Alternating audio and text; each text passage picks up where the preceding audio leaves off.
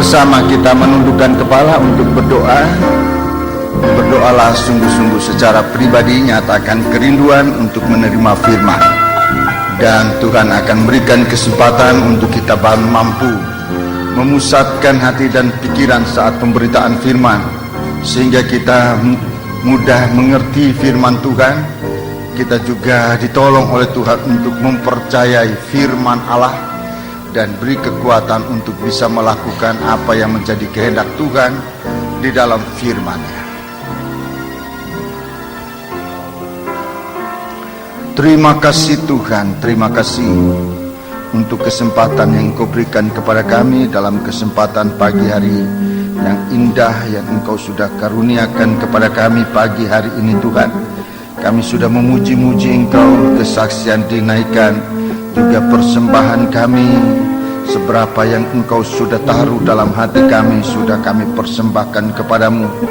Semua masih berada dalam tanda kekurangan dan ketidaksempurnaan Tuhan, tetapi kami merindu kiranya Engkau berkenan dalam kehidupan kami, dalam mengampuni kekurangan, mengampuni kesalahan-kesalahan kami, dan berkemurahan pula untuk memberikan kami firman-Mu, arahan-arahan, didikan-didikan dari Engkau Tuhan, untuk kehidupan kami semakin hari semakin dekat dengan Dikau, semakin hari semakin memiliki gambar dan peta teladan daripada-Mu Tuhan. Terima kasih Tuhan. Saat pemberitaan firman-Mu, biarlah Roh-Mu yang suci bekerja di tengah-tengah kami, mengurapi kami, menolong, membantu kami Tuhan. Terima kasih kuasa-kuasa kegelapan, roh jahat, setan yang selalu mengganggu, menggoda kami saat pemberitaan firman. Tuhan, bersatu hati kami panggil nama Engkau buat usir dia. Di dalam nama Tuhan Yesus Kristus, segala setan kami perintahkan kamu semua dalam nama Yesus, pergi. Darah Yesus yang berkuasa. Terima kasih Tuhan. Biar setiap pribadi merasakan, mendapat kesempatan untuk bersekutu dengan Engkau dalam firman-Mu, dan saat kami kembali, kami benar-benar mengalami satu kehidupan yang diubahkan dan dibaharui oleh Dikau. Haleluya. Dalam nama Yesus kami sudah berdoa. Amin.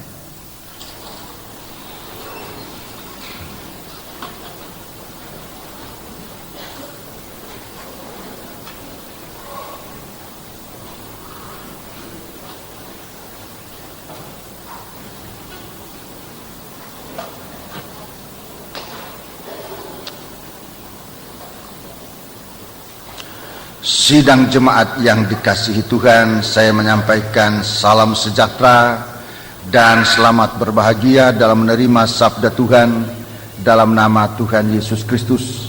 Duduklah dengan tenang di tempat saudara berada, dan biarlah dari tempat itu saudara bisa mengikuti pemberitaan firman Tuhan dengan sebaik-baiknya, dan bersama-sama kita menjaga suasana dalam kebaktian ini. Jangan ada suatu apapun yang dapat mengganggu jalannya pemberitaan firman. Sekitar kita masing-masing kita berusaha untuk saling membantu, saling menjaga suasana dalam kebaktian ini agar Tuhan secara leluasa dapat berbicara di tengah-tengah kita, mengajarkan kita kehendak-Nya. Puji Tuhan, kita sedang dalam persiapan untuk nanti masuk di dalam pelayanan, baik secara rutin, selalu kita ada dalam pelayanan rutin ini, tapi juga kita nanti akan dalam pelayanan bersama di Jayapura, saudara-saudaraku, di mana nyala api ini kita sudah mulai bisa merasakan dan bisa mendengar berita-berita dan sebagainya, baik di tengah-tengah kita, persiapan-persiapan yang sudah kita laksanakan. Sekalipun memang belum sampai kepada puncak kesempurnaannya, tetapi kita terus ke arah itu. Juga saudara-saudara kita yang ada di Jayapura, gereja-gereja di sana, maupun panitia yang terutama saudara-saudaraku, mereka sedang bekerja. Dari kita di sini sudah rombongan sudah berangkat. Rombongan pertama kemarin, rombongan yang kedua ini nanti pada beberapa waktu yang akan datang, beberapa hamba-hamba Tuhan sudah akan berangkat, baik dari sini maupun juga dari ujung pandang, dari Kupang. Mereka akan menuju ke Jayapura untuk mulai adakan persiapan-persiapan baik dalam gereja-gereja yang ada, supaya api ini benar-benar merupakan suatu kerinduan yang menyala-nyala bagaikan yaspis yang bersinar, yaspis yang menyatakan kemuliaan Tuhan di tengah-tengah kita. Saudara-saudaraku, bagi kita di sini, saya beberapa hari ini mempertimbangkan, masih merasa perlu kita nyalakan api ini dengan sebaik-baiknya, dengan membakar segala sesuatu yang bersifat daging, yang berbau daging, saudara-saudaraku, yang bisa memadamkan api. Saudara-saudaraku, masih ada tanda-tanda kekhawatiran, tanda-tanda emosi, tanda-tanda yang bukan menambah gairah untuk kita melayani Tuhan, tapi bisa-bisa saudara-saudaraku ini menjadi sandungan, menjadi halangan, menjadi beban dalam pelayanan. Maka saya oleh kemurahan Tuhan diberi keberanian hati untuk menyampaikan ini kepada sidang jemaat. Dengan kesibukan di hari-hari ini yang memang sangat tinggi sekali, tetapi saya masih tetap mengajak sidang jemaat untuk hari Selasa kita tingkatkan doa kita, ya. Pada hari Selasa yang akan datang ini, doa semakin ditingkatkan, doa secara rutin yang saudara sudah pilih jam-jam tertentu. Jangan lupa, tapi tingkatkan doa itu. Saudara-saudara yang berpuasa, jangan lupa puasanya, berpuasa sungguh-sungguh untuk kepentingan ini, agar segala sesuatu kayu itu daging, itu kayu, dimasukkan dalam pembakaran untuk mematangkan roti, untuk mematangkan, untuk membuat kerinduan kita dalam melayani Tuhan semakin membara, bukan semakin dingin, dan kemudian akan menjadi keadaan yang merugikan saat Yesus datang. Pada hari Selasa yang akan datang, doa kita akan disertai dengan puasa bersama di tempat ini sebagaimana biasa. 3 session pada hari itu, ya, mulai jam 9 pagi sampai jam 12 siang. Itu adalah session yang pertama. Session yang kedua jam 1 sampai dengan jam 3. Kemudian dilanjutkan yang terakhir jam 5:30 sampai jam 7 malam. Jika saudara mempunyai waktu untuk kumpul di gereja, sangat indah, kita akan berdoa, berpuasa bersama. Kemudian jika saudara terpaksa harus melakukan itu di rumah atau di kantor di mana saudara berada, dengan catatan asal jangan mengganggu pekerjaan kantor, tentu itu baik sekali kita satu dalam pelayanan ini, dalam ibadah bersama. Saya sampaikan ini kepada sidang jemaat sebab memang dalam kenyataan masih banyak hal-hal yang perlu kita gumulkan dalam doa puasa, menyangkut semua bidang, menyangkut transportasi ini yang sangat mendesak dan sangat penting kita doakan supaya Tuhan buka jalan. Menyangkut biaya-biaya dari daftar penyetoran, biaya-biaya transport, biaya akomodasi, masih banyak saudara-saudara yang benar-benar berada dalam beban berat. Itu sebabnya saya mengajak kita semua mendoakan, baik saudara yang sudah bebas dari beban biaya ini, kita tetap mendoakan yang lain. Masih banyak yang lainnya saya melihat masih perlu kita bantu dalam doa. Beberapa saudara-saudara yang memikirkan saudara-saudara yang lain itu, mereka bukan cuma berdoa tapi juga memberikan dana. Tuhan tahu apa yang saudara lakukan, dan segala sesuatu ini tidak untuk dibuang-buang atau disalahgunakan, tetapi justru hal ini kita membuat nama Tuhan dipermuliakan. Bagi saudara-saudara yang sangat tergerak untuk ini, saudara-saudaraku, silakan melakukan ini, dan saya berdoa supaya seberapa banyak kita yang mendapatkan kesempatan untuk bisa hadir, itu adalah sebaik-baiknya. Pada Minggu Kebaktian Kebangunan Rohani di Jayapura, kebaktian di sini akan diubah menjadi kebaktian doa. 1 minggu kebaktian dalam doa, mulai hari Selasa, Rabu, Kamis, dan sampai pada hari Jumat. Itu pun akan merupakan kebaktian doa. Jadi kebaktian 1 minggu, saudara-saudaraku, akan merupakan kebaktian doa. Kebaktian pada hari Jumat, khusus pada hari Jumat pada tanggal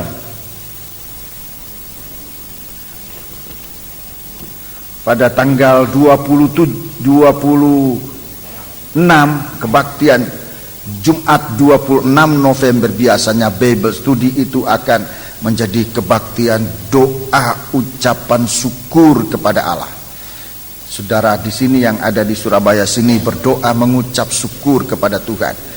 Dan kemungkinan besar pada hari itu sebagian rombongan dari Jayapura mungkin ada yang sudah tiba di Surabaya dengan tentunya badan yang sangat lelah, saudara-saudaraku. Tapi kalau saudara ingin menggunakan kesempatan itu untuk mengucap syukur kepada Allah, datanglah dalam gereja, kita berdoa bersama-sama di tempat ini.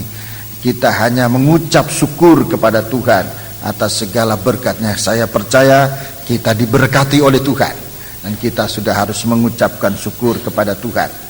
Hari Sabtunya nanti pada hari Sabtu tanggal 27 itu biasanya kebaktian kaum muda, kebaktian kaum wanita. Tapi untuk minggu itu kita akan pindahkan semua kegiatan pada hari Minggu tanggal 28. Hari Minggu tanggal 28 November, Minggu tanggal 28 November akan menjadi kebaktian persekutuan di tempat ini. Untuk kita bersaksi, untuk kita memuji Tuhan, memuliakan Tuhan, bersukaria bersama-sama Tuhan. Puji Tuhan, ini rencana-rencana, tolong Pak Yakub catat rencana-rencana ini yang saya sampaikan kepada sidang jemaat. Besok BP ketua kepala bidang maupun wakilnya, kepala seksi maupun wakilnya, untuk saya menganjurkan untuk bisa menghadiri rapat, sebab memang banyak yang perlu dibicarakan, sangat serius. Kita semakin sempit waktunya, semakin dekat waktu pelaksanaan. Kita sudah berada pada hari-hari pemberangkatan. Sewaktu-waktu ada saja yang akan berangkat, saudara-saudaraku, sehingga kita semakin banyak hal-hal yang harus kita rampungkan, baik dalam pembicaraan, rencana sudah ada dalam pembicaraan dan pelaksanaan supaya lebih terarah kepada keberhasilan untuk memuliakan nama Tuhan. Kebaktian di Jayapura kita akan adakan di gedung olahraga GOR.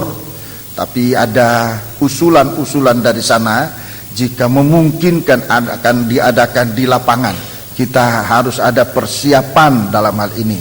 Saudara-saudaraku, rencana pertama kita akan membawa TV ini, tetapi dengan perhitungan akan sungguh merupakan hal yang tidak efisien. Kita membawa TV ke tempat yang jauh, dan kemudian di musim hujan semacam ini TV itu taruh di lapangan, sehingga ada pemikiran untuk membeli apa alatnya namanya itu. Saudara yang tahu namanya itu, pengganti TV itu, layar yang besar itu harganya 80 dolar, 80 ribu dolar sama dengan 8.000 dolar, sama dengan kurang lebih berapa itu 8.000 dolar, mana 60 ya, 60 ya, kira-kira kurang lebih 60 juta rupiah. Saya ngomong ini gemeter juga, sebab sidang jemaat sudah sangat berbeban dalam hal ini. Tapi saya tidak ingin menyembunyikan, nanti dikatakan kok tidak adil, kami tidak diberitahu. Berapa kali saya dengan perasaan semacam ini melakukan tindakan-tindakan. Saya tidak mengajak sidang jemaat, saya berdoa dan kemudian menyampaikan beberapa orang saja yang tahu, dan mereka menyesal kenapa kami tidak diikutkan. Saya kasih tahu, ini sebetulnya secara finansial saya sudah terlalu berat untuk menyampaikan kepada sidang jemaat, tetapi berkat Tuhan tidak dapat dibendung. Jika saudara tergerak untuk mengambil bahagian, saya tentu membuka kesempatan, dan hal ini berhubungan dengan Pak Budi yang dalam hal ini menangani persoalan ini. Pak Budi menangani persoalan dengan satu tim yang dibentuk mendadak untuk mengadakan pembelian ini. Saudara-saudaraku, beberapa saudara-saudara sudah jalan untuk mengaturkan dengan iman. Kita belum mempersiapkan dana, tetapi saya sudah mengambil keputusan itu harus dibeli jika memang barangnya ada. Barangnya juga belum tentu ada bro, belum masih dicari. Kita berdoa, jadi di dalam doa nanti kita naikkan itu, sebab di luar di lapangan itu sangat membutuhkan alat itu. Kita sudah melihat waktu di Nias kita tidak pakai alat itu, dan itu sangat dirasakan kekurangannya. Banyak yang tidak bisa didengar, didengar banyak, dilihat saudara. So, penampilan dari pemberitaan firman, sehingga pemberitaan firman, nyanyian yang ditampilkan, segala sesuatu, pengumuman dan sebagainya, banyak yang tidak bisa diikuti dengan melihat. Sebabnya kita merasa perlu, dan alat ini selain dari kita gunakan di PPI, di gereja juga bisa digunakan. Di gereja kita juga bisa digunakan alat ini. Saya tidak tahu menyebutkan namanya, saudara tolong tanya kepada saudara-saudara yang bisa tahu namanya itu ya. Saya sendiri belum pernah melihat apalagi memakai, tapi kita merasa perlu untuk dipakai itu. Saya sampaikan ini kepada sidang jemaat. Saya tidak bisa mengurus ini, saya hanya merasa perlu, dan saya sampaikan kepada Tuhan, saya sampaikan kepada sidang jemaat. Dan siapapun juga yang merasa ingin ambil bahagian, silakan melakukan itu dan mengumpulkan dana yang sekarang kita butuhkan, doa dan dana untuk pembelian alat-alat ini.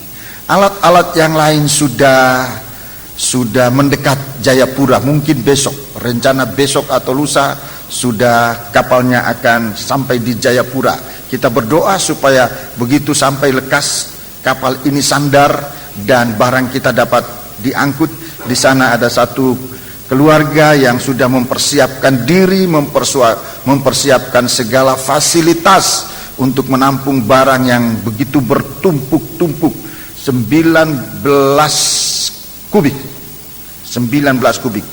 2 truk penuh bumbung truknya itu ya. Dan bayangkan untuk menempatkan barang semacam itu, kalau tidak dengan kerelaan hati, itu sulit sekali. Satu saudara mempersiapkan gudangnya, bukan cuma gudangnya tapi semua pengaturan, pembongkaran muatan, membawa ke gudang, dan bahkan juga 2 hamba Tuhan yang mengawal barang ini juga ditampung di tempat saudara kita ini. Puji Tuhan, kita berdoa saudara-saudaraku supaya saudara kita itu diberkati oleh Tuhan. Dia sudah diberkati oleh Tuhan, tapi supaya semakin dia menerima berkat yang baik secara jasmani maupun rohaninya. Bagi saudara-saudara yang dalam persiapan, perlu juga kita doakan, sebab dari pemantauan saya masih beberapa saudara-saudara yang belum mendapat izin dari kantor, sudah mengajukan permohonan tapi belum mendapatkan izin, sudah mendaftar. Saudara-saudaraku belum mendapatkan izin, kita bawa dalam doa buat semua ini saudara-saudaraku. Haleluya, puji Tuhan. Mari kita sekarang akan lanjut di dalam pemeriksaan firman Tuhan. Inilah penyampaian saya menyangkut kebaktian kebangunan rohani di Jayapura.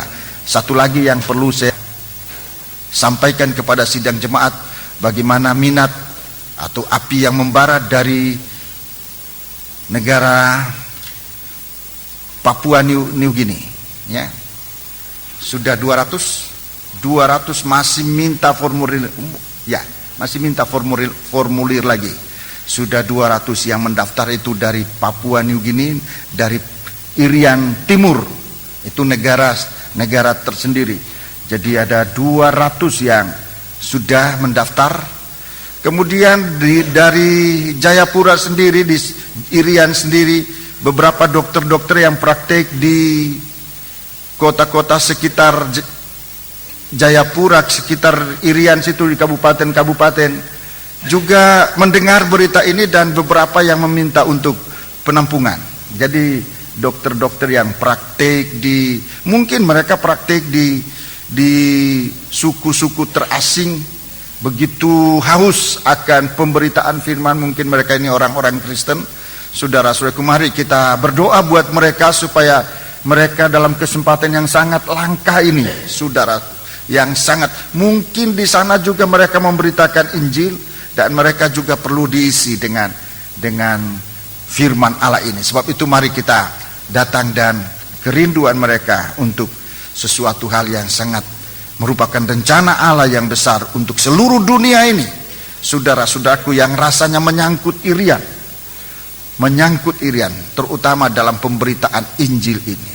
Satu visi yang sangat menyangkut suku yang ada di Irian ini, sehingga saudara-saudaraku, perhatian dunia terhadap Irian hari-hari ini sangat besar. Mari kita bersama-sama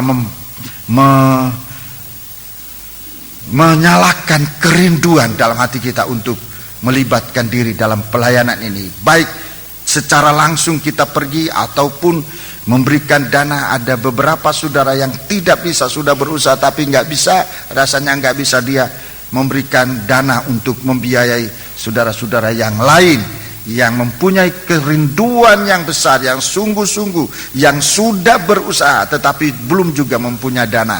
Orang ini dibantu, puji Tuhan. Jadi tidak boleh kita ke sana dengan masih ada sisa-sisa daging yang tidak dibakar. Kita bakar dalam penyembahan, dalam puasa. Sebab penyembahan dan puasa itu adalah proses merobek daging, dan proses bagaikan membakar kayu-kayu, saudara-saudaraku, membakar ranting-ranting untuk nomor satu. Jika di situ ada bersarang ular beludak, saudara ingat ceritanya Paulus di Pulau Patmos, begitu membakar ranting-ranting, ular beludak yang ada di ranting-ranting itu keluar dan dihempaskan, hancur. Saudara-saudaraku, saudara ingat tentang perempuan janda yang mengumpul kayu untuk kemudian membuat tepung yang hanya segenggam menjadi roti, mulai dari seketul roti bundar kecil untuk hamba Tuhan Elia, dan setelah itu untuk dirinya, dan itu persiapan tidak habis sampai lewat musim krisis. Saudara, kita kumpulkan kayu-kayu ini, masih banyak kekhawatiran, masih banyak emosi, masih banyak kekurangan kita dalam iman, sebab digoda oleh daging ini perlu dibawa dalam doa. Kita bakar supaya dengan pembakaran itu keluar api yang berwarna yaspis, kerinduan yang menyala-nyala di hadapan Tuhan. Puji Tuhan. Wahyu pasal 22. Wahyu pasal 22. Kita baca ayat yang kedua. Wahyu 22 kita membaca ayat yang kedua. Di tengah-tengah jalan kota itu, yaitu di seberang menyeberang sungai itu, ada pohon-pohon kehidupan yang berbuah 12 kali, tiap-tiap bulan sekali, dan daun pohon-pohon itu dipakai untuk menyembuhkan bangsa-bangsa. Ya, untuk menyembuhkan bangsa-bangsa. Dalam Bible Study kita sudah mendengar tentang buah-buah ini, pohon yang membuahkan buah, membuahkan kehidupan yang kekal. Ya, ini buah, ini pohon-pohon kehidupan. Saudara-saudaraku, di sini disebutkan ada pohon-pohon kehidupan yang berbuah 12 kali di seberang menyeberang jalan sungai, ya, seberang menyeberang jalan di tengah-tengah jalan kota itu, yaitu di seberang menyeberang sungai itu ada pohon-pohon. Di dalam perjanjian lama kitab Kejadian hanya disebut pohon kehidupan, hanya pohon kehidupan. Di sini sudah disebut pohon-pohon kehidupan, lebih dari satu. Ini dua pohon kehidupan yang berdiri sama. Saudara, sudah saya jelaskan di dalam perjanjian lama dua pohon yang berdampingan ini adalah pohon kehidupan dan pohon pengetahuan baik dan jahat. Pohon kehidupan, pohon pengetahuan baik dan jahat, itulah Taurat untuk bangsa Israel. Taurat ini diberikan untuk bangsa Israel. Kita bangsa kafir tidak mendapat bagian dalam janji itu, saudara-saudaraku. Tapi pohon kehidupan itulah Tuhan Yesus yang kita kenal di hari-hari ini. Dia adalah mempelai laki-laki dari surga, saudara-saudaraku. Jadi kita lihat bagaimana rencana Tuhan terhadap Israel dengan memberikan pohon pengetahuan baik dan jahat, supaya bangsa Israel ini dipilih oleh Tuhan menjadi mempelai. Dan itulah rencana awal dari Tuhan, bangsa Israel menjadi mempelai wanita. Kitab Nabi Yesaya 54, tolong dibaca ayatnya, ayat 6 kalau saya tidak salah. Ya, Yesaya 54. Yesaya 54, sebut ayat yang kelima. Ayat yang kelima. Yesaya 54 ayat yang kelima. Sebab yang menjadi suamimu ialah Dia yang menjadikan engkau. Iya. Tuhan semesta alam namanya. Yang menjadi penebusmu ialah Yang Maha Kudus Allah Israel. Ia disebut Allah seluruh bumi. Iya, terima kasih. Jadi saudara-saudaraku, pohon pengetahuan baik dan jahat sesungguhnya untuk menempatkan bangsa Israel menjadi mempelai. Tetapi ternyata bangsa Israel itu sendiri tidak mampu menggenapi Taurat. Itu sebabnya Yesus datang untuk menggenapkan Taurat, terutama buat bangsa Israel. Dan dalam kitab dalam surat Efesus pasal yang kedua yang kita sudah baca, Yesus datang merobohkan pemisah. Yesus datang mendamaikan kita bangsa kafir dan bangsa Israel dengan mengambil tempat di kayu salib. Di situ dia menanggung hukuman atas pelanggaran Taurat, pelanggaran manusia atas Taurat, tetapi juga menanggung dosa-dosa manusia yang tidak punya Taurat, sehingga dia menjadikan kita bangsa kafir yang bertabiat dosa dan juga bangsa Israel yang sudah melanggar hukum Taurat menjadi satu di dalam Dia. Haleluya. Sehingga tidak ada lagi Taurat, tapi yang ada adalah pohon kehidupan. Yesus mati di atas kayu salib mengganti manusia yang berdosa, baik bangsa Israel maupun bangsa kafir, untuk mendapatkan kehidupan yang kekal.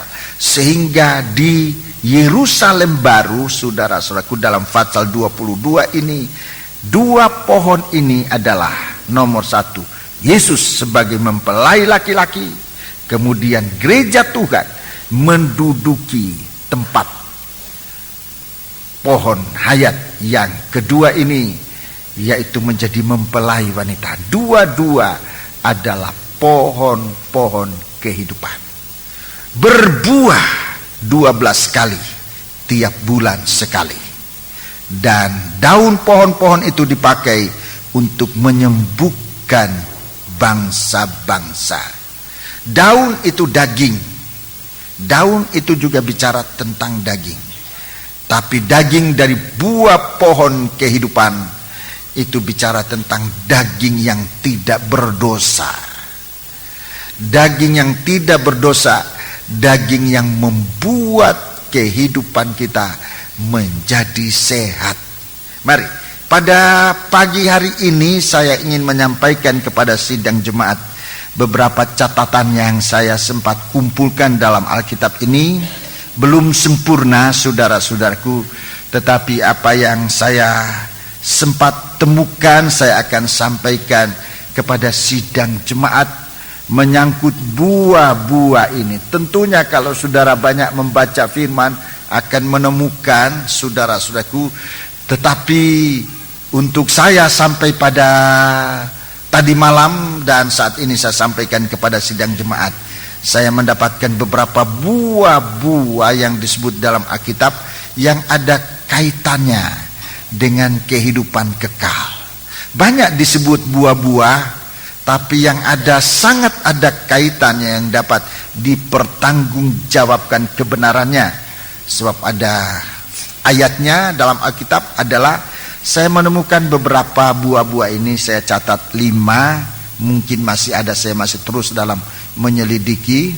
Kalau saya menemukan, saya akan sampaikan kepada sidang jemaat. Yang pertama, Matius pasal 3 ayat 7 dan ayat yang ke-8.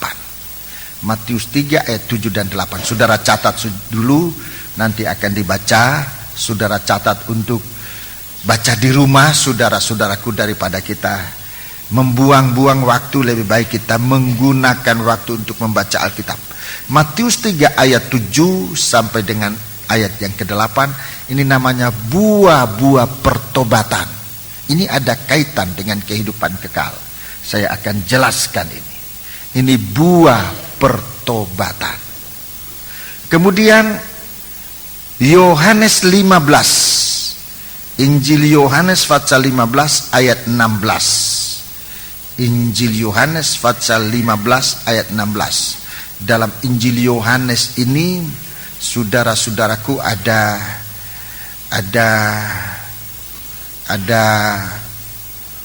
beberapa kali disebutkan, tapi saya ambil kesimpulan ini namanya buah yang tetap. Buah yang tetap. Ini bicara tentang hidup kekal, ya. Buah yang tetap. Dalam Injil Yohanes pasal 15 ayat 2 disebutkan berbuah. Kemudian disebut ayat berikutnya, ayat yang ke-8 kalau saya tidak salah, berbuah banyak. Tapi kemudian dalam ayat 16 disebut berbuah tetap. Ini yang bisa dipertahankan. Kalau banyak tapi tidak tetap, masih bisa diragukan. Kalau hanya berbuah, masih belum juga kita berpegang teguh. Tetapi kalau disebut buah itu tetap, ini bicara tentang kekekalan. Ini buah-buah kehidupan, ya. Kemudian yang ketiga, Roma 7 ayat yang keempat. Roma pasal 7 ayat yang keempat. Ini menjadi mempelai. Cuma dalam bahasa Indonesia tidak langsung disebut mempelai, hanya disebut menjadi milik orang lain. Tapi sesungguhnya menjadi mempelai wanita itu disebut buah bagi Allah. Buah bagi Allah dalam bahasa Inggris, dalam bahasa Belanda, saudara bisa lihat itu, buah itu mengeluarkan buah bagi Allah. Itu hidup menjadi mempelai wanita. Kemudian yang keempat, buah kebenaran. Buah-buah kebenaran. Buah-buah kebenaran. Saudara bisa catat itu dalam, saudara catat dalam 2 Korintus pasal 9. 2 Korintus 9 ayat 10 dan 11. Filipi pasal 1 ayat 11. Filipi 1 ayat 11. Filipi 4 ayat 17. Filipi 4 ayat 17. Ibrani 12 ayat 11. Ini buah-buah kebenaran. Ya, saya ulangi. Saudara periksa catatan saudara, 2 Korintus 9 ayat 10 dan ayat 11. Filipi pasal 1 ayat 11. Filipi 4 ayat 17. Ibrani 12 ayat 11. Ini buah kebenaran. Kemudian Galati pasal 5 ayat 22, Galati 5 ayat 22. Ini buah-buah Roh El Kudus. buah-buah Roh Kudus. Buah-buah ini, saudara-saudaraku, buah yang sempat saya sampaikan ini ada 5 macam. Rasanya masih ada, tetapi saya belum menemukan ayatnya. Dan kalau saya menemukan, saya tentu akan sampaikan kepada sidang jemaat. Bantuan doa dari sidang jemaat. Sebab buah ini kita tidak nanti hanya menemukan di sana, tetapi sudah bisa dinikmati di hari-hari ini. Di dalam Alkitab mengatakan kalau buah ini kita makan, kita hidup selama-lamanya. Kalau buah pohon ini dimakan, kita akan hidup selama-lamanya. Bukan di dunia, bukan dalam suasana di dunia ini suasana berdosa, tetapi kita hidup, kita hidup sungguh-sungguh. Kitab Kejadian pasal 3. Jadi dengan memakan buah ini, kita makan buah ini, kita mendapat hidup kekal, hidup selama-lamanya dengan Tuhan, saudara-saudaraku. Hidup dalam berkat kasih Tuhan. Dan sebelum Yesus menjadi korban menghapuskan Taurat itu, menggenapi hukum Taurat, bukan menghapuskan, maafkan, menggenapi hukum Taurat, maka buah-buah ini belum diizinkan oleh Tuhan dimakan oleh manusia. Ayat yang ke-22, ayat yang ke-22. Berfirmanlah Tuhan Allah, sesungguhnya manusia itu telah menjadi seperti salah satu dari kita, tahu tentang yang baik dan yang jahat. Iya, perhatikan. Maka sekarang, iya, jangan sampai ia mengulurkan tangannya dan mengambil pula dari buah pohon kehidupan itu dan memakannya, sehingga ia hidup untuk selama-lamanya. Iya, jadi ayat ini mengatakan atau berarti bahwa orang yang makan buah ini akan hidup selama-lamanya. Kita akan menggunakan kesempatan di mana Yesus sudah menggenapi hukum Taurat di atas kayu salib. Saudara-saudaraku, adalah sekarang merupakan pintu terbuka untuk kembali ke Taman Eden guna mengambil buah kehidupan ini. Kita kembali ke Taman Eden guna mengambil buah kehidupan ini. Yesus telah datang mengganti pohon pengetahuan baik dan jahat itu menjadi kasih yang mula-mula. Yesus telah ada di bumi ini, telah mati di atas kayu salib, dan pintu, coba baca ayat 23, Kejadian pasal 3 ayat 23. Lalu Tuhan Allah mengusir dia dari Taman Eden, supaya ia mengusahakan tanah dari mana ia diambil. 24. Ia menghalau manusia itu, dan di sebelah timur Taman Eden ditempatkannya beberapa kerub dengan pedang yang bernyala-nyala dan menyambar-nyambar untuk menjaga jalan ke pohon kehidupan. Iya, jadi jalan ke pohon kehidupan ini dijaga, saudara, ditutup dan dijaga dengan pedang yang terus dilayamkan, dengan pedang yang bernyala-nyala dan menyambar-nyambar. Pedang yang menyambar-nyambar, saudara-saudara. Itu artinya tidak ada satu makhluk pun yang bisa lewat. Seandainya ada semut mau lewat, semut itu juga mati kena pedang ini. Sebab dia menyala-nyala, dia menyambar, dia menyala-nyala. Saudara, tidak ada makhluk bisa lewat untuk pergi ke pohon kehidupan. Tapi waktu Yesus mati di atas kayu salib, dialah makhluk pertama. Dialah makhluk pertama yang kena pedang yang menyambar ini. Dia makhluk pertama yang kena pedang ini. Sehingga dengan Yesus sudah kena pedang ini, maka pintu untuk masuk ke dalam taman ini, ke dalam negeri ini terbuka. Saudara-saudaraku, dengan darah dari anak domba yang sudah kena pedang ini membasuh jubah, dan dengan jubah itu kita diizinkan masuk. Saudara-saudaraku, Wahyu 22 ayat 14. Ya, ayat 14. Wahyu 22 ayat 14. Kita lihat di sana, karena pedang ini sudah mengena tubuh anak Allah, darahnya membasuh jubah kita, dan kita diizinkan masuk. Baca. Berbahagialah mereka yang membasuh jubahnya. Iya, membasuh jubah. Mereka akan memperoleh hak atas pohon-pohon kehidupan. Orang yang membasuh jubah ini dalam Wahyu pasal 7, saudara, jubahnya dibasuh menjadi putih bersih.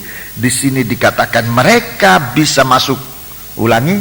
Mereka akan memperoleh hak atas pohon-pohon kehidupan. Ya, mereka diizinkan, tadinya tidak boleh.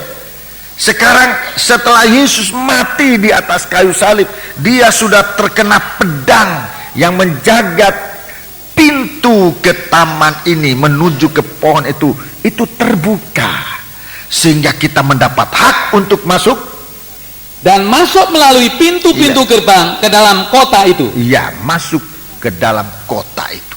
Oh, puji Tuhan.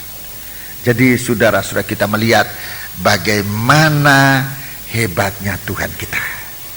Bagaimana hebatnya Tuhan kita dengan penuh kasih sayang dan kuasanya. Puji Tuhan. Kita akan membaca buah-buah ini. Lebih dahulu kita membaca buah yang pertama. Buah yang pertama, Injil Matius pasal yang ketiga ayat 7 dan 8. Buah pertobatan. Ini buah yang sekarang sudah bisa dimakan. Bahkan sebaiknya kita menerima buah ini. Buah-buah pertobatan. Jangan hanya bertobat, tapi berbuah-buah pertobatan. Ada tanda-tanda kehidupan. Injil Matius pasal yang ketiga. Injil Matius pasal 3 ayat 7 dan ayat yang ke-8. Tetapi waktu ia melihat banyak orang Farisi dan orang Saduki datang untuk dibaptis. Orang Farisi, orang Saduki, dua kelompok ini. Orang Farisi jelas orang beragama Yahudi, orang-orang dalam naungan hukum Taurat. Ini orang Farisi. Sementara orang Saduki ini orang-orang yang tidak percaya ada kebangkitan, tidak percaya ada kiamat, tidak percaya akan kehidupan di seberang sana. Ini bertentang kehidupan kafir. Jadi dua kelompok ini dua-dua datang untuk dibaptis. Baca. Berkatalah ia kepada mereka, "Hei kamu keturunan ular biludak." Hei kamu keturunan ular biludak. Siapakah yang mengatakan kepada kamu bahwa kamu dapat melarikan diri dari murka yang akan datang? Jadi saudara-saudaraku, baik bangsa Israel, mereka sudah melanggar hukum Taurat. Mereka sudah mengingkari janji selamat dengan Tuhan. Maupun bangsa kafir yang memang tidak mempunyai janji keselamatan ini, kedua-duanya dibayangi. Kedua-duanya dibayangi dengan hukum atau murka Allah yang akan datang. Ayat 8. Jadi hasilkanlah buah yang sesuai dengan pertobatan. Ya, buah yang sesuai dengan pertobatan. Ini yang membawa kita kepada kehidupan yang kekal. Kalau kita bisa menikmati arti dari kehidupan, arti dari pertobatan itu, yang artinya berhenti berbuat dosa, kembali kepada Tuhan. Ini buah pertobatan. Ini bukan sekedar bertobat, tetapi buah pertobatan. Berhenti berbuat dosa, tidak mau berbuat dosa, saudara-saudaraku. Berhenti berbuat dosa artinya tidak mau berbuat dosa. Itu buah-buah pertobatan, saudara. Jadi bukan cuma bertobat, tetapi pertobatan yang tumbuh, pertobatan yang tumbuh sampai mengeluarkan buah-buah. Dan buah itulah yang merupakan jaminan kita akan hidup kekal selama-lamanya. Saudara-saudaraku, puji Tuhan, kita membaca itu buah pertobatan. Buahnya ini buah pertobatan di dalam surat 1 Yohanes pasal yang ketiga. Surat 1 Yohanes pasal yang ketiga. Di sini diceritakan proses pertobatan itu yang tumbuh sampai menjadi buah. Dan kalau kita sudah sampai pada buah ini, buah pertobatan, saudara-saudaraku, kita dijamin masuk surga. Dijamin. Kalau kita belum sampai kepada buah itu, masih ada kemungkinan untuk bisa jatuh kembali, saudara-saudaraku. Itu sebabnya kita perlu sampai kepada buah. Keluarkanlah buah-buah yang berpadan dengan pertobatan. 1 Yohanes pasal yang ketiga. Kita baca ayat 1.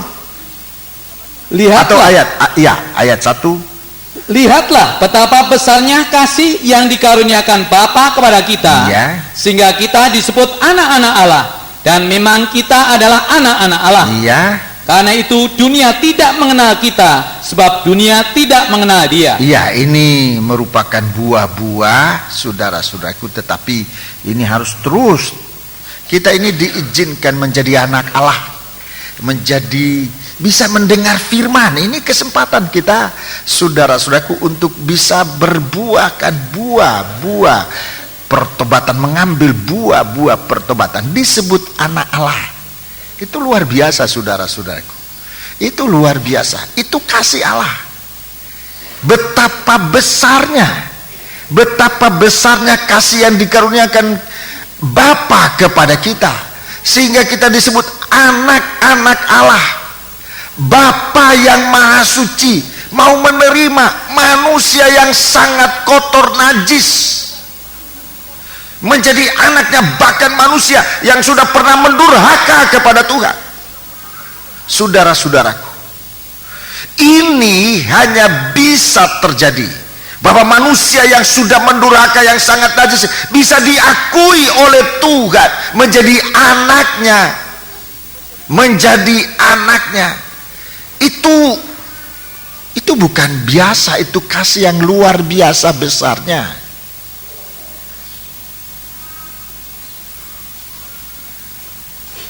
Saudara-saudaraku, saya melihat seorang ibu guru sekolah minggu. Dia istri dari seorang dokter praktek di desa. Itu saya lihat sendiri. Jadi saya tidak dengar cerita, saya lihat sendiri. Dan di desa-desa itu bayangkan, anak-anak itu kotornya bukan main. Ingusan, kotor, bajunya kotor. Tapi pada hari Minggu, acara kebaktian sekolah minggu pagi, jadi ibu ini dia pergi jemput anak-anak ini, dipandeni, digantiin bajunya. Bayangkan itu, saudara-saudaraku, anak-anak yang kotor. Saya lihat itu, saya mikir-mikir. Saya senang anak-anak, Tapi kalau anak-anak semacam itu, apa mampu saya peluk, saya cium? Ibu ini lakukan itu. Dan dia sangat dikasihi oleh anak-anak sekolah minggu. Anak-anak sekolah minggu banyak sekali. Sampai sekarang ibu itu saya dengar masih melayani Tuhan. Masih, maka malah meningkat. Sudah menjadi gembala, kan sudah istri gembala. Kalau saya tidak salah dengar. Itu luar biasa. Itu manusia. Itu anak-anak itu hanya kotor, tapi tidak memberontak. Mau dimandeni itu mau. Kita manusia ini, saudara-saudara, kita manusia ini menghadap Bapa bukan cuma kotor. Kita ini najis, bukan cuma najis, mau disucikan malah memberontak, malah melawan Tuhan. Tetap masih dirangkul oleh Tuhan, bahkan diakui menjadi anak Allah. Saya pernah saksikan, sebetulnya itu saya tabiat yang sangat tidak bagus, saya untuk ngaku aja sebetulnya malu. Saudara-saudaraku, tabiatku dulu. Kalau orang memberontak begitu, lain kali untuk lihat aja saya tidak mau. Bukan cuma dia satu rumpun saya tidak mau lihat. Itu manusia saya dulu yang lama, oleh kemurahan Tuhan itu dibabat habis oleh Tuhan. Dan kalau sekarang saya bisa melayani pekerjaan Tuhan, itu hanya kemurahan Tuhan yang besar. Tuhan yang maha. Itu saya dalam keadaan, bukan keadaan suci, keadaan berdosa juga, tetapi bisa mau membenci orang, itu luar biasa jahatnya saya. Yesus dia Bapa. Dan Rasul Yohanes mengatakan betapa besarnya kasih Allah itu, sehingga kita disebut anak-anak Allah. Baca terus ayat yang kedua. Saudara-saudaraku yang kekasih, Ya. sekarang kita adalah anak-anak Allah. Iya. Tetapi belum nyata apa keadaan kita kelak. Iya, terus Akan tetapi kita tahu bahwa apabila Kristus menyatakan dirinya, kita akan jadi sama seperti Dia, sebab kita akan melihat Dia dalam keadaannya yang sebenarnya. Kita lihat ini proses bagaimana kita dilahirkan kembali. Saudara-saudaraku, baptisan air juga bicara tentang kelahiran kembali. Itu yang terjadi di Matius pasal 3. Bagaimana anak ular biludak, orang Parisi dan orang Saduki, keturunan ular biludak, bagaimana bisa mengalami proses dilahirkan kembali dari manusia yang dikutuk untuk menjadi manusia disebut anak-anak Allah yang nanti akan ditampilkan sama seperti Kristus. Yesus pohon kehidupan, nanti mempelainya juga adalah pohon kehidupan. Ini suatu proses yang luar biasa besarnya. Kita menjadi anak Allah, kesempatan mendengar firman Allah, makan makanan anak Allah, itulah firman Allah. Firman Allah ini bukan makanan biasa. Firman Allah ini makanan orang-orang suci, makanan dari anak-anak Allah. Kita dikasih kesempatan untuk makan makanan ini. Kepada orang kafir, perempuan Kanaan mau makan makanan ini, tapi Tuhan katakan itu tidak patut. Makanan anak-anak diambil dan diberikan kepada anjing. Bagaimana gambaran perbedaan besar antara anak Tuhan dengan manusia yang tidak mengalami penebusan ini. Kita ini mendapat kesempatan. Maafkan kalau kita disebut semacam itu, belum tentu kita bisa terima.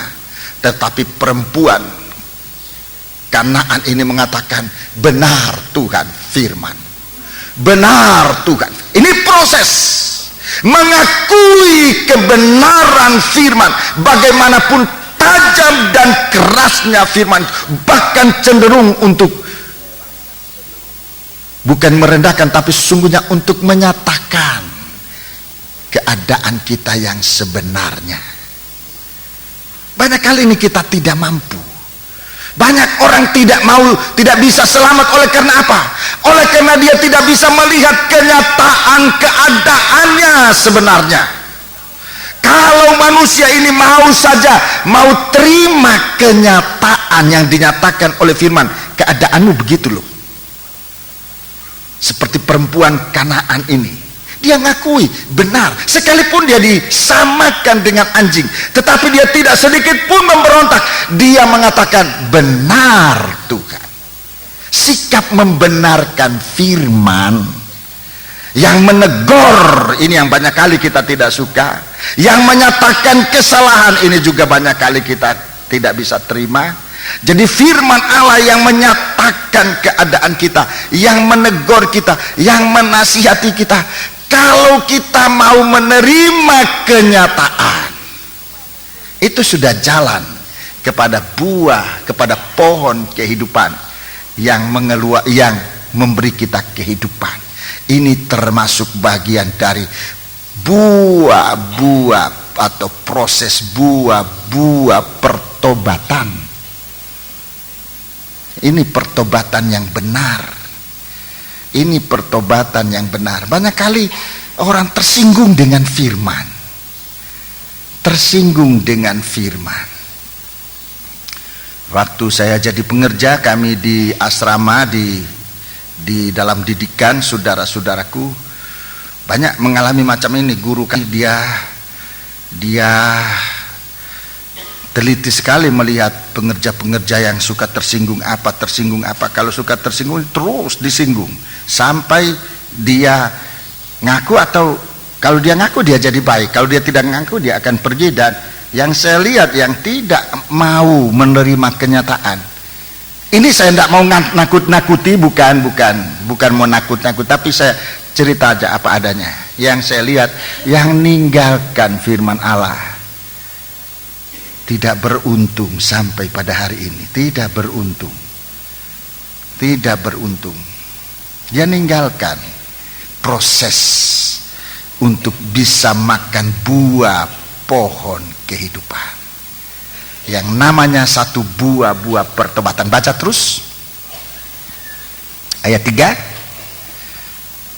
Setiap orang yang menaruh pengharapan itu kepadanya menyucikan diri sama seperti dia yang adalah suci. Ayat 4. Setiap orang yang berbuat dosa melanggar juga hukum Allah. Iya. Sebab dosa ialah pelanggaran hukum Allah. Dosa itu melanggar hukum Allah. Itu dosa. Terus. Dan kamu tahu bahwa ia telah menyatakan dirinya supaya ia menghapus segala dosa. Ia menyatakan diri untuk menghapus segala dosa. Terus. Dan di dalam dia tidak ada dosa. Iya. Karena itu setiap orang yang tetap berada di dalam dia tidak berbuat dosa lagi. Setiap orang yang tetap berbuat dosa tidak melihat dan tidak mengenal dia. Ini pertobatan. Orang yang ada di dalam dia tidak berdosa lagi. Ini artinya bertobat, berhenti berbuat dosa, tidak berdosa lagi, dan kembali serta tinggal di dalam Tuhan. Ini pertobatan. Saudara-saudaraku. Ini pertobatan. Di sini Tuhan mau kita berada. Tetapi dalam keadaan semacam ini masih perlu pertumbuhan. Ayat 7. Anak-anakku, janganlah membiarkan seorang pun menyesatkan kamu. Barang siapa yang berbuat kebenaran adalah benar, sama seperti Kristus adalah benar. Iya, adalah benar. Jadi jangan puas hanya sampai bertobat. Jangan puas hanya sampai bertobat. Kita berhenti berbuat dosa, kembali kepada Tuhan seperti orang Farisi dan orang Saduki yang melarikan diri dari murka Allah untuk kemudian dilahirkan, masuk dalam baptisan air untuk kelahiran kembali. Ayat 8. Barang siapa yang tetap berbuat dosa berasal dari iblis. Iya, terus. Sebab iblis berbuat dosa dari mulanya. Iya. Untuk inilah anak Allah menyatakan dirinya, yaitu supaya ia membinasakan perbuatan-perbuatan iblis ini itu. Kita sudah mengarah kepada bukan hanya bertobat, tetapi lepas, mengalami kelepasan. Di sini dikatakan Ia membinasakan perbuatan-perbuatan iblis. Kita dibebaskan sampai kita membenci dosa itu. Ini sudah mulai berbuah. Pertobatan itu mulai berbuah dengan kelepasan. Dengan kelepasan. Tetapi itu pun belum pada akhirnya. Sebab ayat 9 mengatakan, ayat 9, setiap orang yang lahir dari Allah tidak berbuat dosa lagi. iya, orang lahir dari Allah tidak berbuat dosa lagi, sebab benih ilahi tetap ada di dalam dia. iya, Dan ia tidak dapat berbuat dosa karena ia lahir dari Allah. Puji Tuhan. Ini buah. Tidak dapat berbuat dosa. Ini buah pertobatan. Sampai tidak dapat berbuat dosa lagi. Jadi bukan berhenti berbuat dosa saja, bukan hanya hidup benar, bukan hanya membenci dosa, tetapi sampai tidak dapat berbuat dosa. Ini buah dari pertobatan. Mulainya dari bertobat, berhenti berbuat dosa, kembali kepada Tuhan. Di sana dia mengalami proses. Dia dilahirkan baru. Dia, saudara-saudaraku, dilepaskan dari dosa untuk bisa berbuahkan buah-buah pertobatan, yaitu tidak dapat berbuat dosa lagi. Tidak dapat berbuat dosa lagi. Ini sudah jelas. Orang semacam ini sudah jelas berada di dalam, sudah jelas berada di dalam kerajaan surga. Berada di dalam kerajaan surga. Ini kehidupan yang bertobat. Haleluya.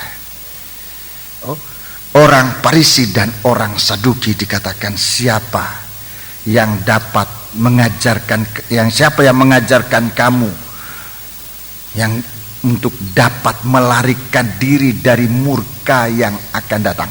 Wahyu Fatsal 15, Wahyu Fatsal 15 ayat 1, Wahyu Fatsal 15 ayat 1. Dan aku melihat suatu tanda lain di langit, besar dan ajaib, 7 malaikat dengan 7 malapetaka terakhir, karena dengan itu berakhirlah murka Allah. Ya, terima kasih.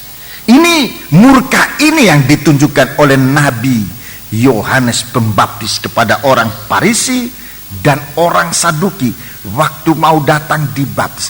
Tuh, Nabi Yohanes Pembaptis menunjukkan ini. Yohanes Pembaptis menunjukkan ini, saudara-saudaraku. Murka yang akan datang. Murka yang akan datang. Ini Wahyu Fatsal 15 ayat 1 merupakan malapetaka. Murka Allah yang akan datang itu merupakan 7 malapetaka. 7 malapetaka yang akan dicurahkan dalam Wahyu Fatsal 16. Ada 7 malapetaka. Ada 7 malapetaka. Saya sudah jelaskan ini dalam kesempatan lalu. Saudara baca kembali di rumah. Ada 7 malapetaka. Ada 7 malapetaka. Tapi kalau kita punya pertobatan berbuah, mulai berhenti berbuat dosa, kemudian selanjutnya membenci dosa, kemudian yang terakhir sampai tidak dapat berbuat dosa. Itu dalam 1 Yohanes pasal 3. Saudara bisa lihat, saudaraku, sampai 1 Yohanes pasal 3.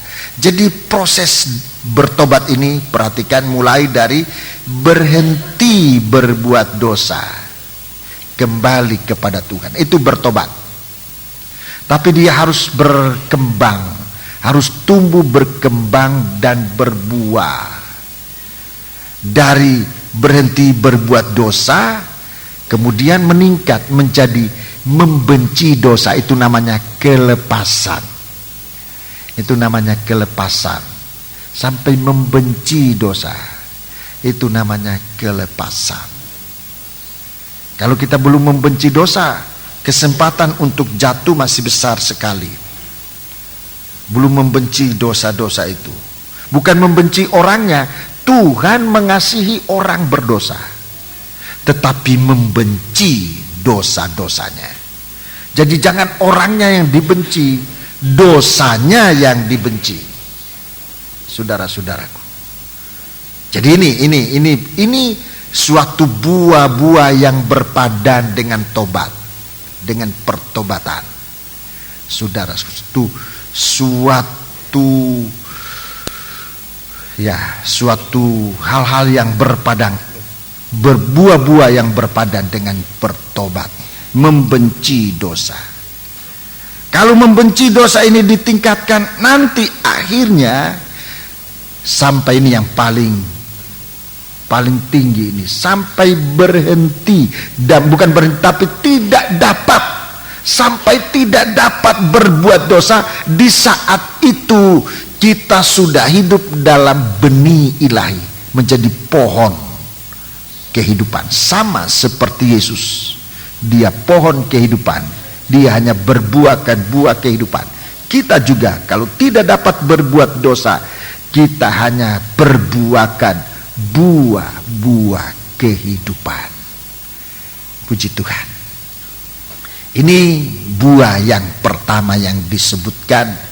Buah yang pertama saya tadi tunjukkan, buah pertobatan, buah-buah pertobatan. Ya. Buah-buah yang ada hubungannya dengan pertobatan. Dalam Injil Matius pasal 7 ayat yang pasal 3 ayat 7 dan ayat 8, buah-buah pertobatan. Mari kita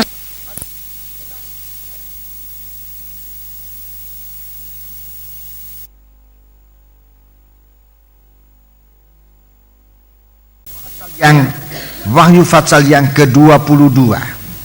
Wahyu pasal yang ke-22. Wahyu pasal yang ke-22. Kitab Wahyu pasal yang ke-22. Kita membaca ayat 3. Wahyu 22 ayat yang ketiga. Maka tidak akan ada lagi laknat. Ya, terima kasih. Tidak akan ada lagi laknat. Ini saudara-saudaraku keadaan yang ada kaitan jelas. Ada kaitan jelas dengan buah yang namanya buah pertobatan. Tidak akan ada lagi laknat. Tidak akan ada lagi laknat. Jadi kalau kita bertobat, kita sampai mengeluarkan buah-buah yang sepadan dengan tobat. Itu artinya kita tidak bisa lagi berbuat dosa, maka dijamin ini tidak akan ada lagi laknat. Dalam pasal 21 dan pasal 22 ini, saudara-saudaraku, ini menyangkut Yerusalem baru ini. Di situ disebutkan 7 kali tidak ada lagi. No more, ya, tidak ada. Ada 7 kali. Saya hitung-hitung ada 7 kali, saudara-saudaraku. No more lagi, tidak ada lagi, ya, tidak ada lagi. Ada 7 kali disebut. Coba saudara ikut membaca pasal 21. Ini pasal 21 dan 22 ini tutupan grafirat, ya. Mari kita membaca ayat, ya, ayat pertama, ayat yang pertama, 21 ayat pertama. Lalu aku melihat langit yang baru dan bumi yang baru. Iya. Sebab langit yang pertama dan bumi yang pertama telah berlalu, dan laut pun tidak ada lagi. Ini yang disebut pertama. Laut tidak ada lagi. Laut tidak ada lagi. Ini yang pertama disebut. Laut tidak ada lagi. Kemudian pasal 21 ini kita membaca ayat yang keempat. Ayat yang keempat. Dan ia akan menghapus segala air mata dari mata mereka, Ya. dan maut tidak akan ada lagi. Ya, ini yang kedua, maut tidak ada lagi. Maut tidak ada lagi. Terus? Tidak akan ada lagi perkabungan. Ya, tidak ada lagi perkabungan. Itu yang ketiga. Terus? Atau ratap tangis. Yang keempat, ratap tangis tidak ada lagi. Terus? Atau duka cita. Duka cita tidak ada lagi. Ya. Sebab segala sesuatu yang lama itu telah berlalu. Iya, jadi 2, 3, 4, 5 ya. Sudah 5 ya. Laut tidak ada lagi, saudara catat itu. Kemudian maut tidak ada lagi. Kemudian perkabungan tidak ada lagi. Kemudian ratap tangis tidak ada lagi. Kemudian duka cita tidak ada lagi. 5. Sekarang yang keenam. Yang keenam itu ayat 3 tadi. Tidak ada lagi laknat. Tidak ada lagi laknat. Itu. Kemudian yang ketujuh, ayat 7. Ayat yang ke 7. Ayat yang kelima. Ayat yang kelima. Ia yang duduk di atas tata itu berkata, Ya. lihatlah, aku menjadikan Ayat yang kelima, Fatsal 22 ayat 5. Fatsal 22 ayat 5. dan malam tidak akan ada lagi di sana, dan mereka tidak memerlukan cahaya lampu dan cahaya matahari. Terima kasih. Malam tidak ada lagi. Tidak ada lagi kegelapan. Terima kasih. Jadi dari buah pertobatan ini, buah-buah pertobatan ini luar biasa, saudara-saudaraku. Kalau kita bertobat itu suatu harta yang luar biasa. Itu baru satu buah. Saya baru membicarakan tentang buah pertobatan. Buah pertobatan menghapuskan segala sesuatu yang mengerikan, yang manusia tidak suka, yang menjadi makanan manusia setiap hari, saudara-saudaraku. Sehingga kalau Tuhan sekarang menawarkan buah ini kepada Tuhan, mengapa kita tidak mau bertobat? Buah pertobatan itu menghapuskan segala derita yang kita terima setiap hari. Jadi kalau sekarang kesempatan bertobat ditawarkan, tetapi manusia memilih berbuat dosa lebih daripada bertobat. Ini satu keadaan manusia yang tidak menggunakan pikiran sehatnya. Manusia yang tidak mau bertobat itu adalah orang yang tidak mau menggunakan pikiran yang sehat sebagai manusia. Dia lebih suka makan makanan yang membuat dia menderita setiap hari. Coba lihat catatanmu, saudaraku, catatan apa yang dimakan oleh manusia yang tidak bertobat. Saudaraku, laut. Saya akan bicara soal laut nanti ya. Laut, maut, ini makanan buat orang yang tidak bertobat, tetapi dipilih oleh manusia yang tidak mau bertobat. Lebih pilih maut daripada bertobat.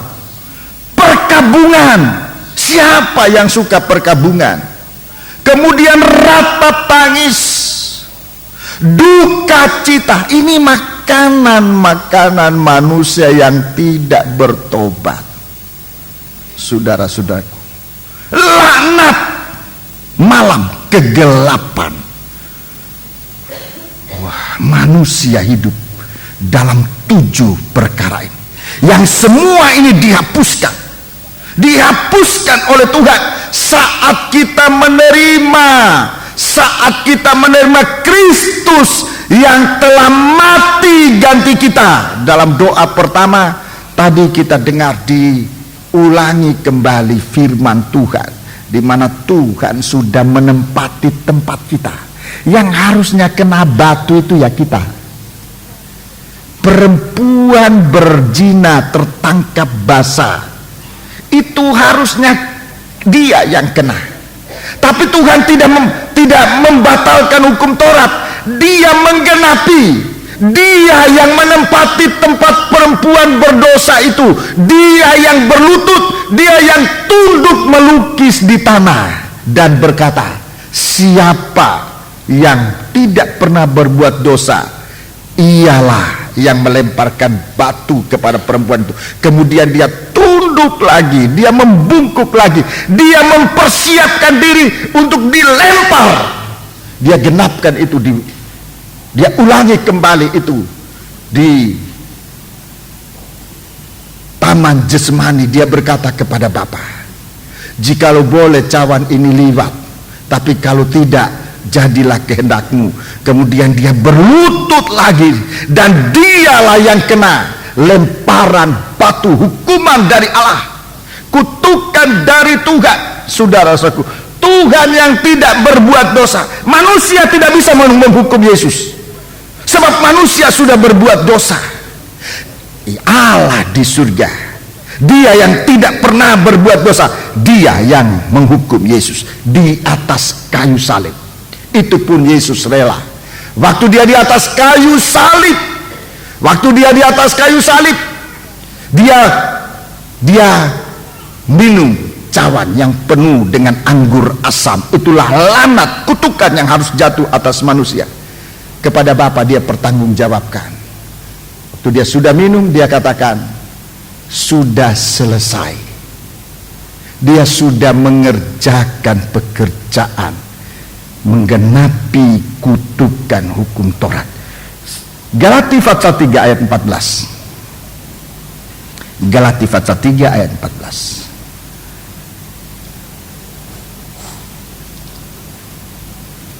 Surat Galati. Yesus Kristus telah membuat ini. Ayat 13, lebih dahulu ayat 13 saja.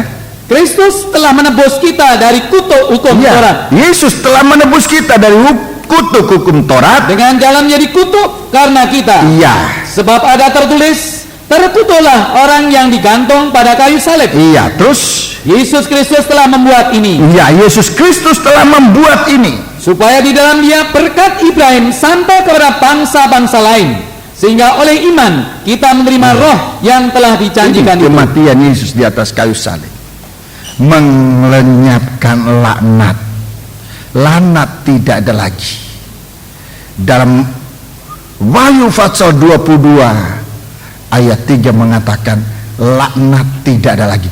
Begitu pohon kehidupan ditampilkan, pohon yang berbuah, pohon yang berdaun, buah itu melepaskan segala laknat. Laknat tidak ada lagi. Tidak ada lagi laknat. Saudara-saudara, kalau saja di dalam kehidupan kita berpegang pada salib Kristus, ini kwitansi. Rasul Paulus mengatakan itu kwitansi bahwa laknat yang harus menimpa manusia itu sudah dibayar oleh Tuhan. Rasul Paulus itu mengatakan itu suatu kwitansi, bukti pembayaran. Yesus sudah melakukan. Kolose pasal 2, Kolose pasal 2 itu disebut surat utang. Kolose pasal 2, Kolose pasal 2 ayat 13. Kamu juga meskipun dahulu mati oleh pelanggaranmu, oleh karena tidak disunat secara lahiriah, telah dihidupkan Allah bersama-sama dengan dia. Terus sesudah ia mengampuni segala pelanggaran kita. Mengampuni segala pelanggaran kita. Terus dengan menghapuskan surat hutang. Dengan menghapuskan surat hutang diganti dengan kwitansi bukti pelunasan. Menghapuskan surat hutang yang oleh ketentuan-ketentuan hukum mendakwa dan mengancam kita. Terus dan itu ditiadakannya dengan memakukannya pada kayu salib. Ya, terima kasih. Di atas kayu salib dia membayar utang ini. Di atas kayu salib Yesus membayar utang, menghapuskan laknat. Kita dilahirkan baru, sehingga segala sesuatu yang lama ini dikuburkan di dalam baptisan air. Baptisan air itu penting, saudara-saudaraku. Itu bukan simbol biasa, itu bukan kebiasaan, bukan. tetapi itu kebutuhan hidup manusia yang mau selamat. Saudara yang belum dibaptis, berdoa supaya saudara mendapat kesempatan untuk dibaptis, saudara-saudaraku. Jadi ini pohon kehidupan, menghapuskan laknat, menghapuskan laknat. Di atas kayu salib dia katakan kepada Bapa, laknat yang harus jatuh kepada manusia itu sudah diselesaikan oleh Tuhan di atas kayu salib. Surat utang itu sudah dipaku di atas kayu salib, sehingga sekarang begitu kita kembali kepada salib, begitu kita meninggikan korban Kristus, yang kelihatan adalah bahwa segala dosa kita sudah diampuni. Kita diberi hak untuk masuk ke kota itu melalui pintu-pintu gerbangnya. Wahyu 22 ayat 14 tadi yang kita sudah baca. Puji Tuhan. Mari kita akan meriksa. Jadi di sini dalam ayat yang ke-6 itu laknat sudah dihapuskan. Selain dari laknat, disebut juga laut sudah dihapuskan. Laut itu dalam Fatsal 21 ayat 1. Laut dihapuskan. Laut dihapuskan. Apa itu laut? Kita baca di dalam Wahyu Fatsal 19 dan Wahyu Fatsal 20. Itu laut. Itu laut dihapuskan. Ayat 21, Fatsal 21 ayat 1 kita baca lebih dahulu. Lalu aku melihat langit yang baru dan bumi yang baru, sebab langit yang pertama dan bumi yang pertama telah berlalu, dan laut pun tidak ada lagi. Ya, laut tidak ada lagi. Itu disebut segera setelah Fatsal 20 ayat 14. Ayat 14. Lalu maut dan kerajaan maut itu dilemparkanlah ke dalam lautan api. Ya, lautan api. Ini laut, lautan api, tempatnya maut. Terus itulah kematian yang kedua, lautan api. Ya, ayat 15. Dan setiap orang yang tidak ditemukan namanya tertulis dalam kitab kehidupan itu, ia dilemparkan ke dalam lautan api. Ke dalam lautan api. Ini laut. Laut ini yang ditiadakan oleh Tuhan untuk orang yang berbuahkan buah-buah pertobatan. Fatsal 19. Fatsal 19. Fatsal 20, masih Fatsal 20 ayat 9. Ayat 9. Ayat 9. Maka naiklah mereka ke seluruh dataran bumi, lalu mengepung perkemahan tentara orang-orang kudus dan kota yang dikasih itu. Tetapi dari langit turunlah api yang menghanguskan mereka. Mereka terus, dan iblis yang menyesatkan mereka dilemparkan ke dalam lautan api dan belerang, yaitu tempat binatang dan nabi palsu itu, dan mereka disiksa siang malam sampai selama-lamanya. Ini lautan. Ini lautan. Fatsal 19. Fatsal 19 ayat yang ke Fatsal 19 ayat yang ke-20. Maka tertangkaplah binatang itu dan bersama-sama dengan dia nabi palsu yang telah mengadakan tanda-tanda di depan matanya, dan dengan demikian ia menyesatkan mereka yang telah menerima tanda dari binatang itu dan yang telah menyembah patungnya. Terus keduanya dilemparkan hidup-hidup ke dalam lautan api yang menyala-nyala oleh belerang. Iya, terima kasih. Ini lautan api, lautan. Ini ayat-ayat ini saudara lihat. Lautan ini itu lautan penghukuman. Lautan ini bicara tentang penghukuman kekal oleh buah yang sesuai dengan pertobatan. Oleh buah yang sesuai dengan pertobatan, kita kembali kepada Kristus. Dengan salibnya dia mampu menghapuskan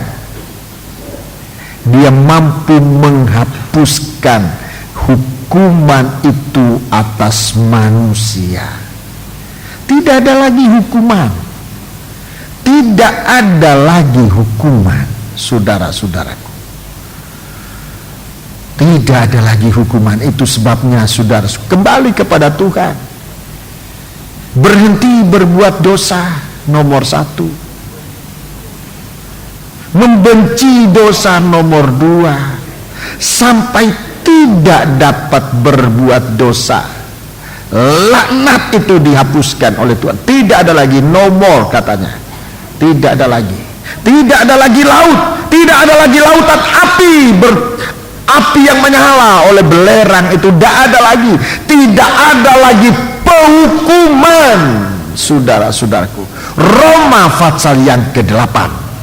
Surat Roma. Saya tunjukkan ayat-ayat ini untuk membuat kita menjadi yakin betul, saudara-saudaraku. Membuat yakin betul kalau kita ini di dalam Tuhan.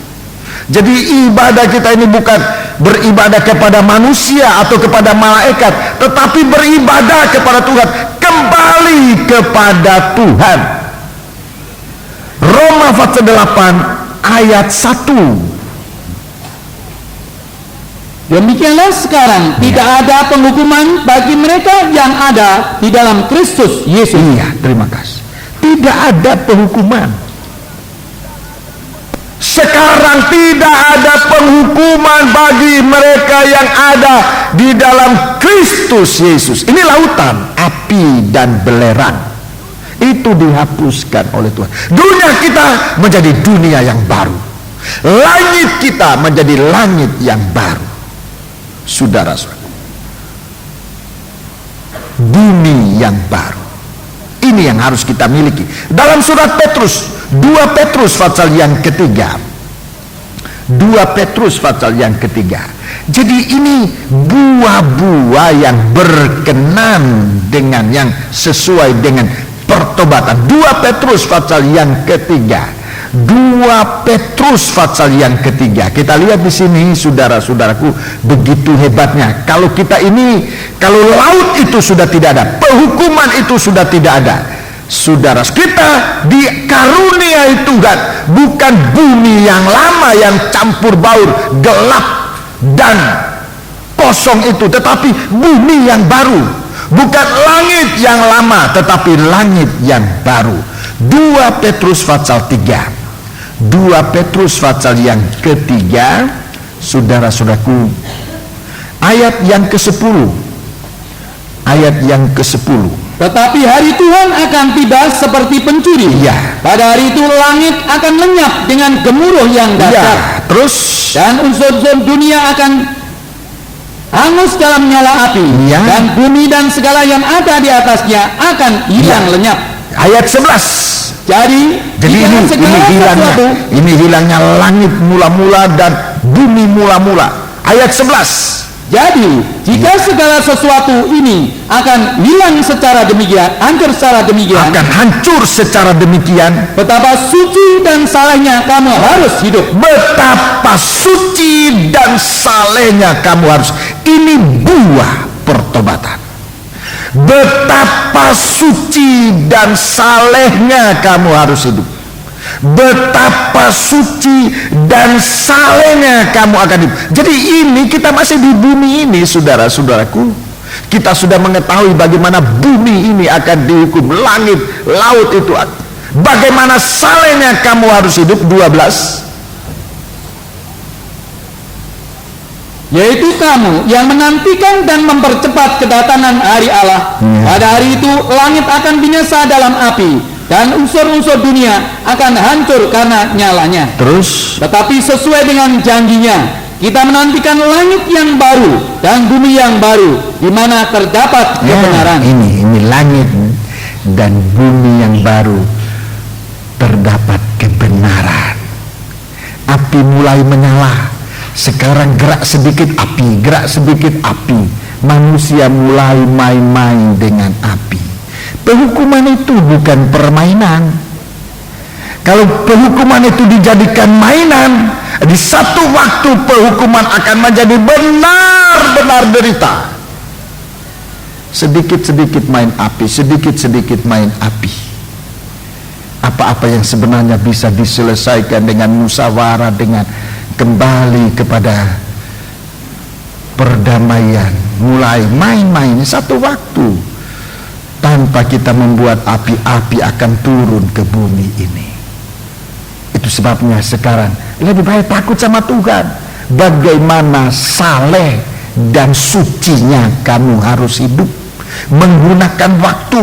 Saudara-saudaraku, ayat yang ke-15, ayat yang ke-15, coba baca ayat yang ke-15. Anggaplah kesabaran Tuhan kita sebagai kesempatan bagimu untuk beroleh selamat. Jadi bukan bermain-main dengan api, itu hukuman Allah. Tetapi gunakan waktu ini bagaimana beroleh selamat terus. Seperti juga Paulus, saudara kita yang kekasih, telah menulis kepadamu menurut hikmat yang dikaruniakan kepadanya. Waktu ini waktu untuk selamat, bukan main-main atau acu tak acu dengan adanya penghukuman. Apa iya bumi ini akan kiamat? Apa iya ada neraka? Saudara-saudaraku, neraka itu di asal katanya, saya tidak ahli bahasa, tapi saya cuma baca, itu asal katanya dari nar itu api ya. Neraka itu api. Jadi hati-hati saudara-saudaraku, hati-hati, jangan lengah, supaya kita jangan ditimpa oleh api ini. Api yang akan dicur itu penghukuman. Tuhan membebaskan kita dari api ini. Itu lautan. Api ini akan menjadi seperti lautan. Saudara-saudaraku, waktu mempertahankan kemerdekaan, sesudah proklamasi, kota yang pernah jadi lautan api itu di Bandung jadi lautan api, saudara-saudaraku. Tapi itu dibanding dengan api neraka belum apa-apa. Betapa suci dan salehnya kita harus hidup. Jangan kita menjadikan bumi kita ini, jalan-jalan kita, kota kita menjadi lautan api. Lebih baik kita pegang pada korban Kristus, pada salib Tuhan. Itu yang melepaskan kita dari hukuman yang akan datang. Betapa salehnya dan sucinya kamu harus hidup. Ayub pasal 1. Ayub pasal 1. Itu pengertian tentang saleh itu, supaya kita bisa tahu ya apa itu saleh dan suci. Ayub pasal 1, tolong sebutkan ayatnya. Ayub ayat pasal 1 ayat 1. Iya, ayat pertama. Ada seorang laki-laki di tanah Uz bernama Ayub. Ayub, terus. Orang itu saleh dan jujur. Ia takut akan Allah. Dan menjauhi kejahatan. Ya, ini yang namanya saleh dan suci. Yang namanya saleh dan suci itu, saudara-saudaraku, jujur itu nomor 1. Jangan korupsi, apa namanya, nepotisme, KKN. Itu tanda-tanda tidak jujur. Itu yang menarik hukuman, saudara-saudara. Orang saleh, orang jujur. Bagaimana saleh dan sucinya kamu harus jujur. Itu nomor 1. Jujur di bumi dan langit yang baru. Orang yang tidak saleh, orang yang tidak suci, orang yang tidak jujur ini tidak ada tempat. Apalagi takut akan Allah. Takut akan Allah. Doa saya juga sebagai seorang gembala, berdoa supaya kita semua ini ada rasa takut akan Tuhan, supaya bangsa kita ini bangsa yang takut akan Allah. bangsa dan pemerintah kita takut akan Allah. Saudara-saudaraku, ini doa kita, harusnya merupakan doa kita untuk negeri kita yang kita sama-sama cintai ini. Saudara-saudaraku, sebab tidak takut akan Allah itu penderitaan. Kita berhadapan langsung dengan Allah dan menjauhi kejahatan. Ini saleh. Ini bukan cuma sekedar suci, ini saleh. Menjauhi kejahatan. Bukan cuma membenci dosa, tetapi tidak disentuh oleh dosa. Tidak dapat berbuat dosa. Dosa itu jauh dari dia, dari kita sekalian. Ini betapa suci dan salehnya kita harus hidup di bumi, di bumi yang di mana hanya terdapat kebenaran. Bumi yang baru, langit yang baru, bumi yang baru yang terdapat hanya kebenaran. Itu saudara-saudaraku yang dilepaskan. Kalau kehidupan kita ini kembali kepada Tuhan, kembali kepada korban Kristus, kita berbuahkan buah kehidupan, namanya buah yang berkenan dengan tobat, buah pertobatan, menghapuskan 7 macam tadi ya yang saya sebut. Lanat, laut nomor 1, maut, kemudian beberapa lagi yang disebut-sebutkan itu, lanat, laut, maut, perkabungan, ratap tangis, duka cita, lanat, dan kegelapan malam, itu dihapuskan. Ya, puji Tuhan, waktunya terlalu berjalan cepat. Saya tidak akan menghabiskan malam pada siang hari ini. Saya akan lanjutkan dalam kesempatan berikutnya. Semoga dalam kesempatan kita berdoa berpuasa, saya akan jelaskan ini kepada kita sekalian.